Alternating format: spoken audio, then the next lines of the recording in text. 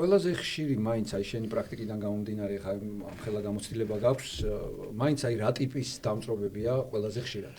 ესე იგი ბავშვები სხვა მიზეზით იწვევიან, მოზრდილები სხვა მიზეზით იწვევიან. ბავშვები ძირითადად იწვევიან 3 წლამდე ასაკის ბავშვები, ეს არის საყოფაცხოვრებო, თქვათ, ტრავმა.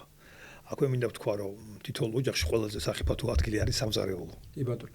ეს ყველას გონია, რომ ყველაზე დაცული ადგილია, მაგრამ ცხელი წყალი იქ არის, გაზი იქ არის, მჭრელი საგნები იქ არის, სიმძიმეები იქ არის, ელექტროგაყვანილობა უმრავლესობა იქ არის. მიკროტალღური ღუმელიც იქ არის. ყველაზე სახიფათო ადგილი არის ოჯახში, ასე რომ ვთქვათ. ყავის აპარატიც იქ არის, ყველაფერი იქ არის. რასაც პატარა ბავშვი გუშინ არ აკეთებდა და დღეს არ აკეთებდა, ხვალ იმას აუცილებლად გააკეთებს. თუ ვთქვათ, მარტო ქვედა უჯრას იყებდა, ხო, აუცილებლად უნდა ველოდოთ, რომ ზემო უჯრასაც და ნელა-ნელა აცოცხლება, იმიტომ რომ ბავშვი იზრდება, ხო.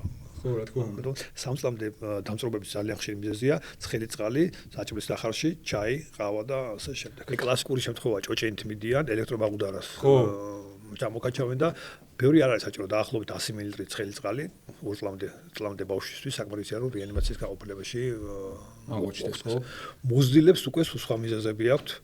ეს არის სხვა ადვილად აალებადი სითხეები, გაზით დამწრობა, სხვა ხანძარი და ასე შემდეგ. ეს იმას არნიშნავს, რომ მოზრდილი თქვა საჭმლის ნახარში დარიწვება, მაგრამ ხო, ახლა შემთხვევა ყველა რა თქმა უნდა, მაგრამ წამიერი ამბავია. ძირითადად აი ესეთი ესე ვარ ხომე დაყოფილები.